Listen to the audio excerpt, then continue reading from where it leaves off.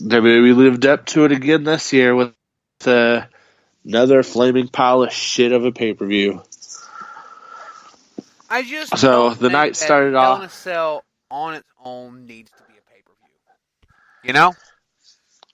I think if it is, their big matches need to be in it.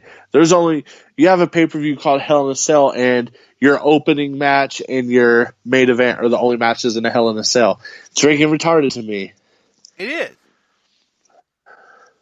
You know? At least every other match should be in it. Like your big matches, especially title matches, freaking should be in the cell. I feel like the entire show should be in the cell. Yeah, exactly.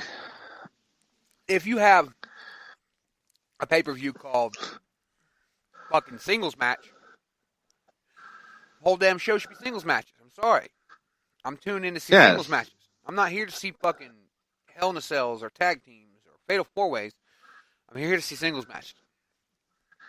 You know? Yeah, you exactly. Call it something like that, you're pigeonholing it into a certain subject matter that you need to follow. If you promise them Hell in a Cell and you give them fucking bullshit triple threats and a tag team match, single matches with disqualifications, and what the fuck are you doing? It makes no sense.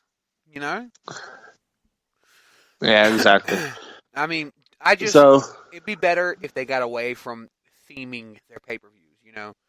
With shows like WrestleMania and SummerSlam, they can do varieties of matches because we're not expecting to see one sort of match. We're expecting to see a variety.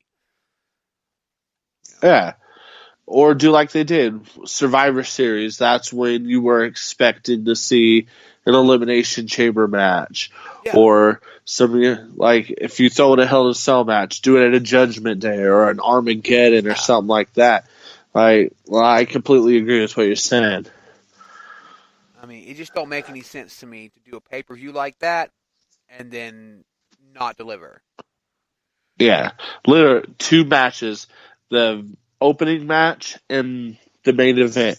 The only 2 matches that were Hell in a Cell. Yeah. But I didn't see it. So, I mean, do you want to go through the whole card?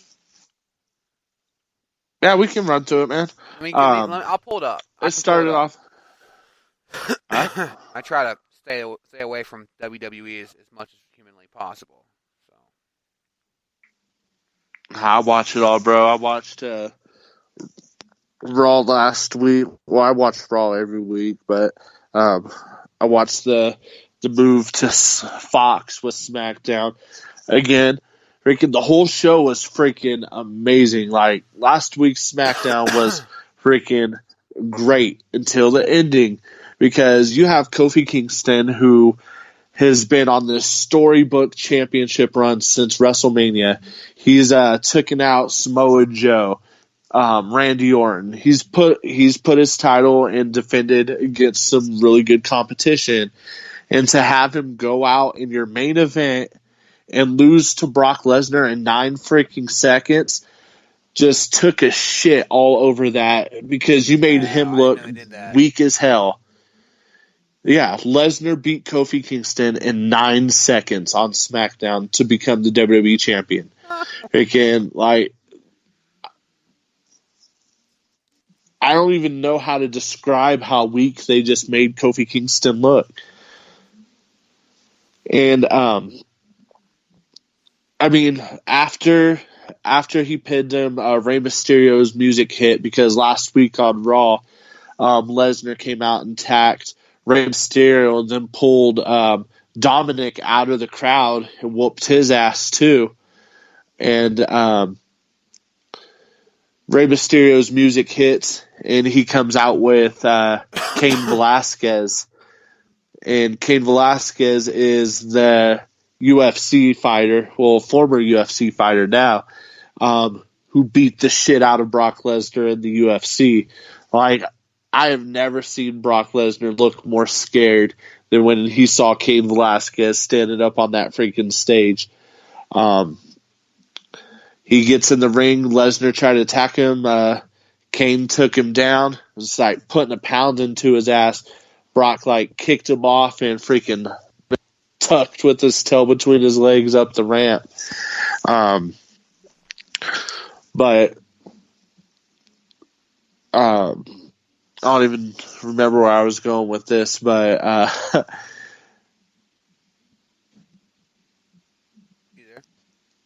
the last couple Raw and SmackDown they were pretty good minus the Brock Lesnar thing. So I had some pretty good hopes going into Hell in a Cell, just to get freaking let down. But anyways,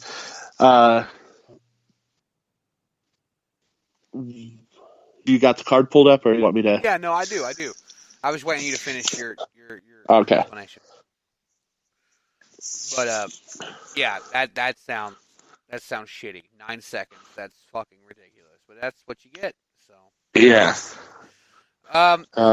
we'll go down the card. I'm guessing you didn't watch the pre-show as usual, right?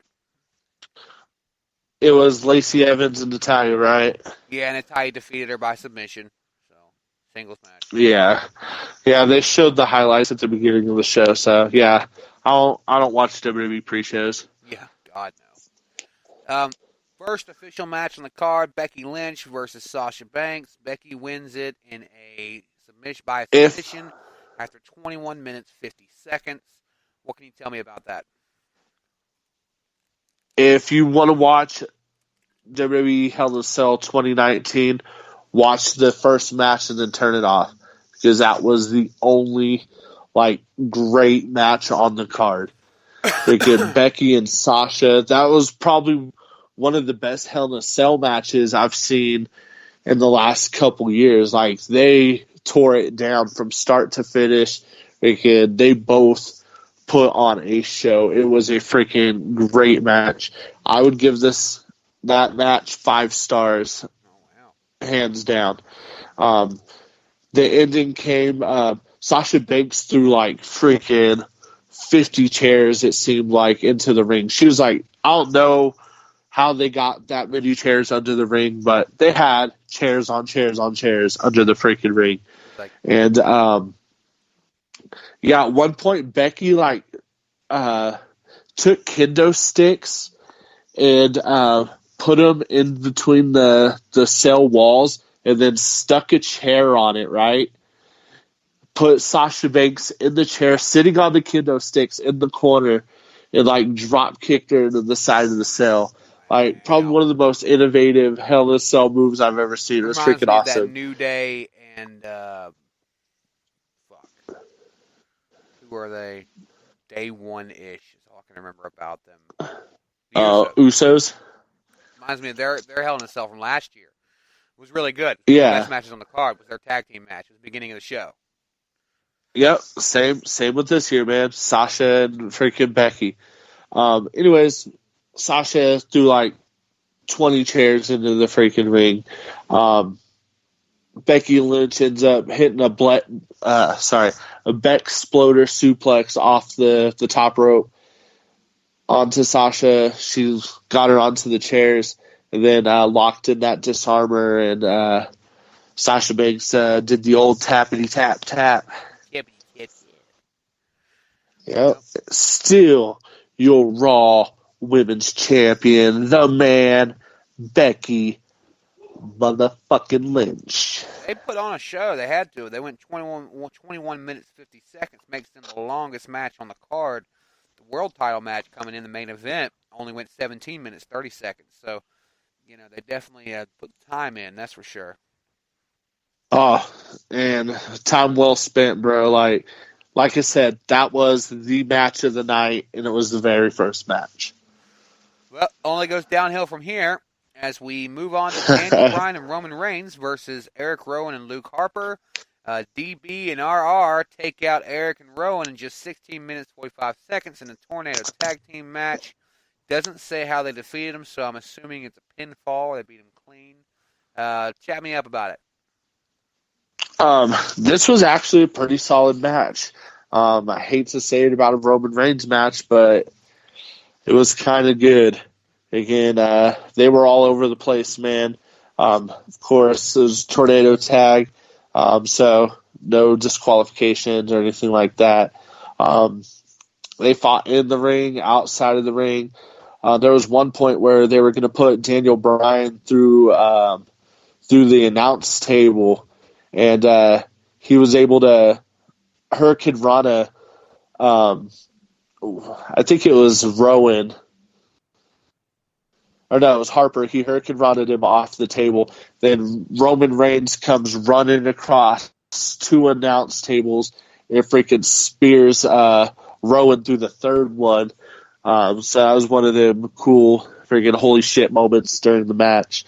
It was a solid match. I'd give it a 4.5 out of 5. It was pretty good.